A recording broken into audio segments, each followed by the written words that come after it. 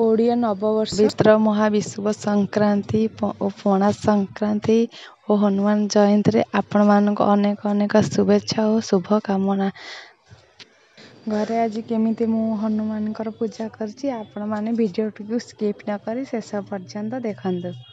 ଆମ ଓଡ଼ିଆକୁ ଜାନୁଆରୀ 1 ଯେତିକି ଭଲ ନ ଲାଗେ, ଆମ ଓଡ଼ିଆମାନଙ୍କୁ ଆମେ ଅନେଇଥାଏ ପଣା ସଂକ୍ରାନ୍ତି କେବେ ଆସିବ, ଆମ ନବବର୍ଷ ଆରମ୍ଭ ହେବ। ଏବେ ଠାକୁରଙ୍କର ପୂଜା ଆରମ୍ଭ ହେବ।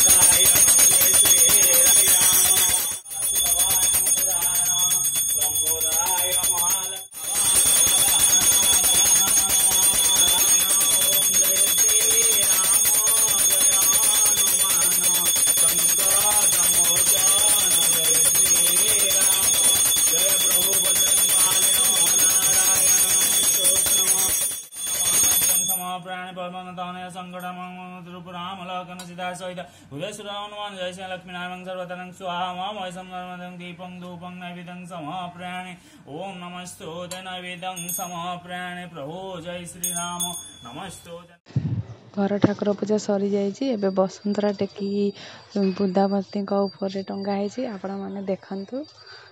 ଆଉ ଆଜି ପଣା ପ୍ରସ୍ତୁତ ହେଲେ କ'ଣ କ'ଣ ପକେଇଛି ଆପଣମାନଙ୍କୁ କହିଦେଉଛି।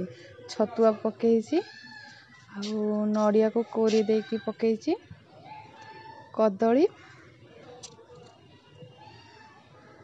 କାଟିକି ରଖିଥିଲି ସେଉ ପକେଇ ଦେଇଛି, କିଛି ଡାଳିମ୍ବ ପକେଇ ଦେଇଛି, ଆଉ ଉଖୁଡ଼ା,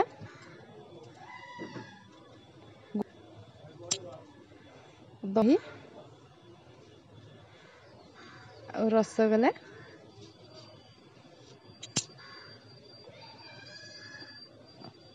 ଆଉ ଏବେ ତା ଉପରେ ଟିକେ ଘିଅ ପକେଇ ଦେଇକି ତାକୁ ଏବେ ଚକଡ଼ି ଦେଇଛି। ଆପଣମାନେ ବେଲ ଆମ୍ବ ଆପଣମାନଙ୍କୁ ଯାହା ପସନ୍ଦ ଆପଣମାନେ ବି ପକେଇ ପାରିବେ।